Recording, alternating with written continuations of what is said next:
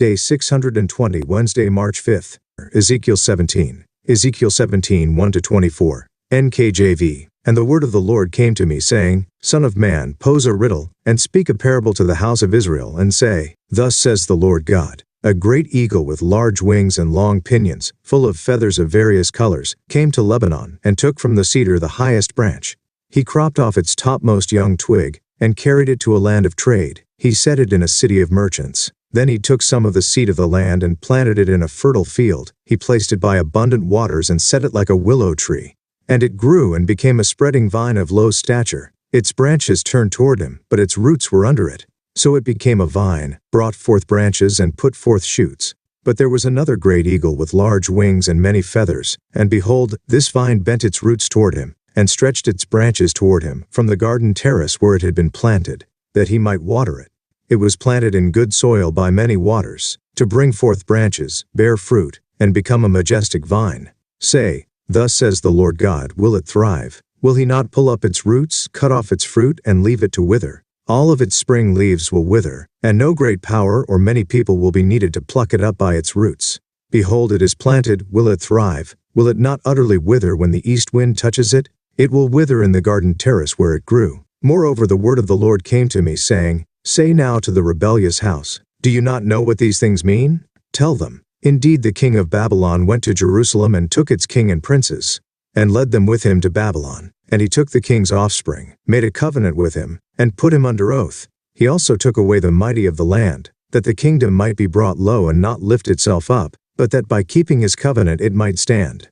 But he rebelled against him by sending his ambassadors to Egypt, that they might give him horses and many people. Will he prosper? Will he who does such things escape?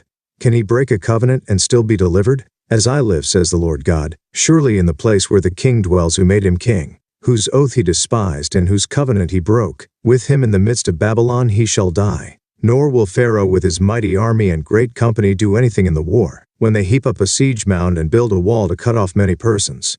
Since he despised the oath by breaking the covenant, and in fact gave his hand and still did all these things, he shall not escape. Therefore thus says the Lord God, As I live, surely my oath which he despised and my covenant which he broke, I will recompense on his own head. I will spread my net over him, and he shall be taken in my snare. I will bring him to Babylon, and try him there for the treason which he committed against me. All his fugitives with all his troops shall fall by the sword, and those who remain shall be scattered to every wind, and you shall know that I, the Lord, have spoken. Thus says the Lord God, I will take also one of the highest branches of the high cedar and set it out. I will crop off from the topmost of its young twigs a tender one, and will plant it on a high and prominent mountain. On the mountain height of Israel I will plant it, and it will bring forth boughs and bear fruit, and be a majestic cedar. Under it will dwell birds of every sort. In the shadow of its branches they will dwell. And all the trees of the field shall know that I, the Lord, have brought down the high tree and exalted the low tree, dried up the green tree and made the dry tree flourish. I, the Lord, have spoken and have done it. Daily Deep Dive, the UCG reading plan states, Chapter 17 is a message concerning Jewish royalty and the world powers of Ezekiel's time. It is first presented as a riddle or parable of two great eagles, a cedar tree and a vine, verses 1-10. The exiles with Ezekiel are evidently given some time to make sense of it, but they are unable to compare verses 11-12. So God directs his prophet to make the meaning plain, verses 11-21.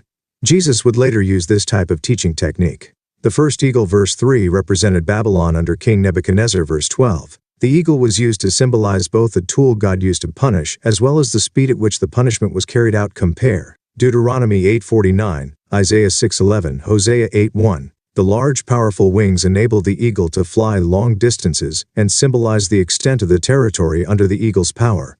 Full plumage, verse 3, NIV represented a populous empire. Various colors revealed the empire to be composed of different peoples from various nations. Lebanon denoted the entire area at the eastern end of the Mediterranean Sea, the Levant, the region of Israel and Syria, as God had told Israel in Joshua 1:4, from the wilderness and this Lebanon as far as the great river, the river Euphrates, all the land of the Hittites, and to the great sea toward the going down of the sun, shall be your territory. See also 2 Kings 14:9.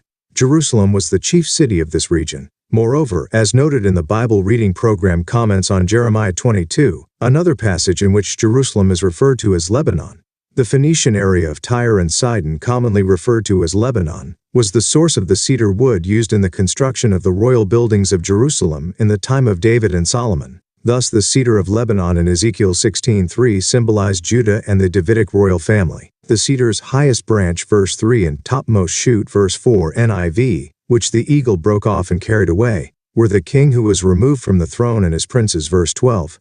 They were taken to a city of merchants in a land of trade. Even without the explicit interpretation, this was clearly Babylon, as the previous chapter of Ezekiel referred to the land of the trader, Chaldea, 16:29. The riddle should not have been hard to unravel so far. This had already happened in 597 BC, when Nebuchadnezzar deported King Jehoiakim or Jeconiah to Babylon, along with most of the nobility. Indeed, this is when Ezekiel himself and the exiles among whom he lived went into captivity. Continuing the parable, Nebuchadnezzar then took also of the seed of the land, Ezekiel 17:5, KJV, a particular seed and planted it in a fertile field, setting it up as a willow tree. The New King James interpolation of some of the seed of the land is evidently incorrect.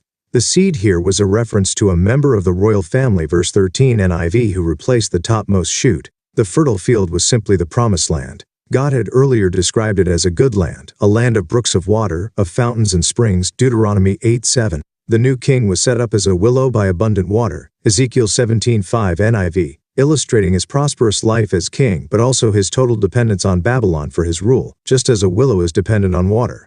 This too had already happened when Jeconiah was removed. Nebuchadnezzar set up Jeconiah's uncle, Josiah's third son Mattaniah, now renamed Zedekiah, as ruler over Judah. The spreading vine of low stature, with its branches turned toward the Babylonian eagle, and its roots firmly planted under it in the soil of the promised land, pictured Zedekiah and the people of Judah under him continuing to flourish, but only as a subject vassal kingdom under Babylon.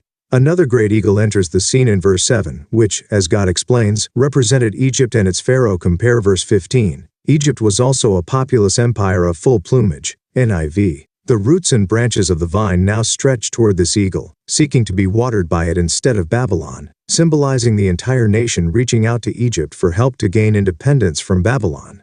God explains, but Zedekiah rebelled against him, Nebuchadnezzar, by sending his ambassadors to Egypt, that they might give him horses and many people. Verse 15. Yet, as God proclaims this effort would fail, the Jewish ruler was a fool. His throne was safe and he was protected by Babylon. His kingdom would be strengthened, and the throne passed to his children if he remained faithful to Babylon.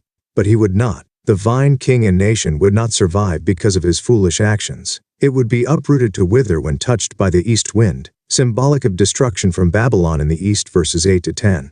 This mention of Zedekiah's rebellion was prophetic, as it had not yet happened. Ezekiel 17 falls within chapters 12-19, a section dated to 592 to 591 BC. Compare Ezekiel 8:1, Ezekiel 21. Yet it was not until 588 BC, when Pharaoh Hophra came to the throne of Egypt, that Zedekiah rebelled against Babylon.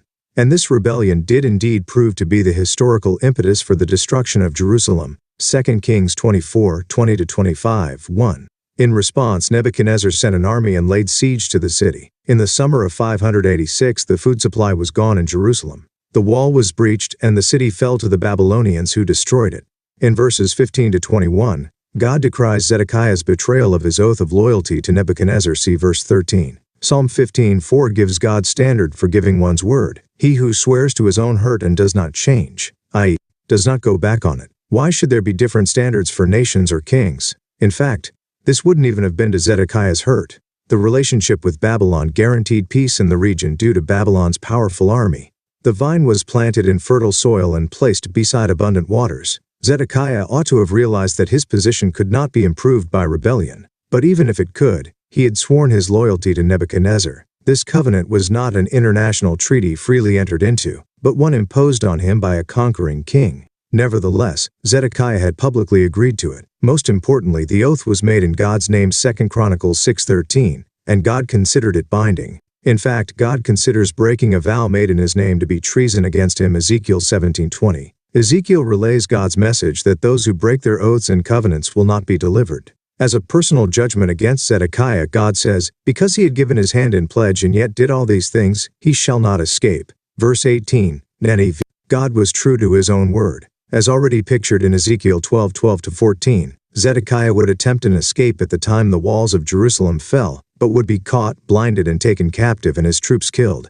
And that's exactly what happened. Jeremiah 52:7-11. Transplanting of the Davidic throne. Continuing the imagery of the parable mentioned earlier in the chapter, the last 3 verses in Ezekiel 17 relay a remarkable prophecy. It begins with God stating, "I, not Babylon this time, but God himself, will also take of the highest branch of the high cedar." Verse 22 KJV. The New King James Version says one of the highest branches, but that is incorrect.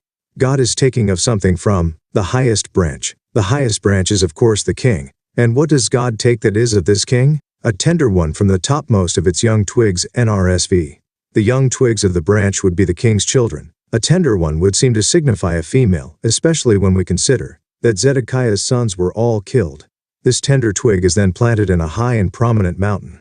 A mountain often signifies a great nation in Bible prophecy, this one being apparently one of the foremost nations in the world. God then specifies what he means. On the mountain height, the very top of the nation, the throne of Israel, not Judah. I will plant it. Most commentators misinterpret the meaning. Some see the prophecy as signifying Jeconiah's descendant Zerubbabel, who later returned to Judea from the Babylonian exile as a governor. Yet he was only a governor under the Persians, not ruling in majesty as a king over birds of every sort, many other peoples. Furthermore, he was not cut out from Judah when the nation and royal family stood as a tall Lebanon cedar, but long after the nation had been carried away into captivity. The planting of the twig in the high mountain of Israel in this interpretation is seen as the return of Zerubbabel to Jerusalem. But Judah was not then or any time afterward a great nation that came to rule over many other peoples. In fact, the Jewish state remained mostly subjugated to foreign powers and eventually ceased to exist once again. The bringing down of the high fruitful tree, verse 24, is said to be the fall of Zedekiah, while the exaltation of the low dry tree is claimed to be the restoration of the lineage of Jeconiah.